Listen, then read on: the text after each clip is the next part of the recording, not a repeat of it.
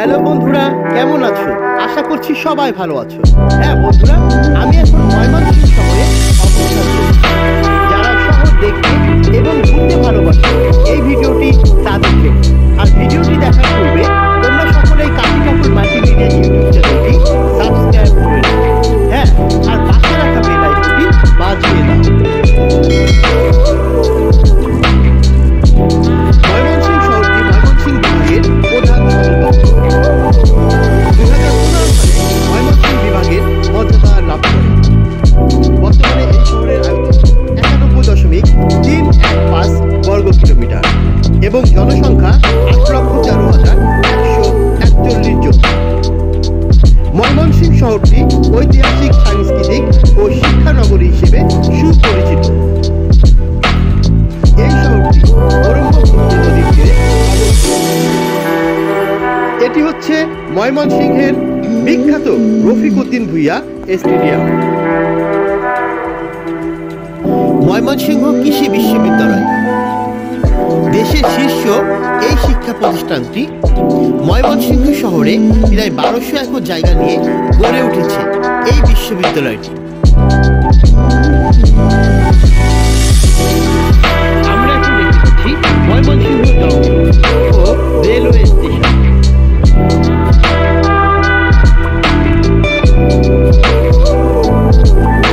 ময়মনসিংহ শহরে প্রচুর পরিমাণে হাই রাইজ বিল্ডিং রয়েছে। আমরা এখন দেখতে পাচ্ছি শিল্পাচার্য জয়নুল আবেদিন খান।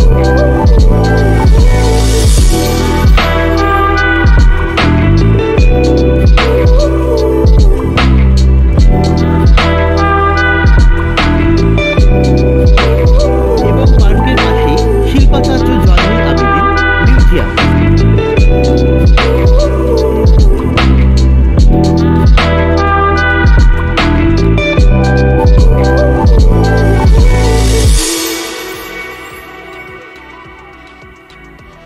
এটি হচ্ছে ময়মনসিংহ মেডিকেল কলেজ, যেটি আজ থেকে 98 বছর পূর্বে এই কলেজটি 1924 সালে প্রতিষ্ঠিত হয়। মেডিকেল কলেজের পাশে 1000 বেডের একটি হাসপাতালও রয়েছে।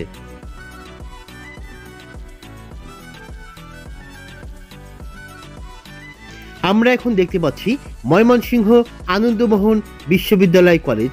কলেজটি প্রতিষ্ঠিত হয় 1908 সালে।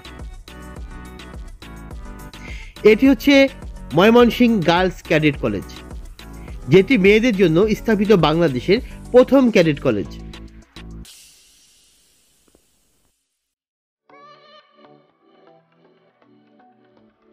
আমরা এখন দেখতে পাচ্ছি ময়মনসিংহ ইঞ্জিনিয়ারিং কলেজ, যেটি ময়মনসিংহ জেলার ঐতিহ্যবাহী এক বিদ্যাপীঠ। শশীলা জমিদার বাড়ি, যেটা রাজা শশী শ্রীকান্তের বাড়ি হিসাবে পরিচিত। ইউরোপের বিভিন্ন আর্কিটেকচার এই স্থাপত্য নির্মাণ করেছেন। ময়মনসিংহ শহর দেখলে মনে হয় এটি বাংলাদেশের তৃতীয় স্কাইলাইন সিটি, কারণ রাজশাহী বা খুলনাতে আমি এত বেশি হাই রাইজ বিল্ডিং দেখিনি।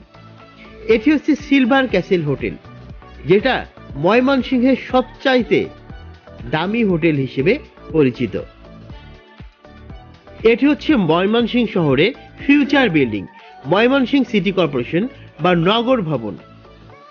অসাধারণ সুন্দর দেখতে এই ভবনটি। ভবনটির উপরে সুইমিং পুল ও হেলিপ্যাডের ব্যবস্থা করা হয়েছে। ভবনটি নির্মিত হলে শহরের সৌন্দর্য আরো বহুগুণে বেড়ে যাবে।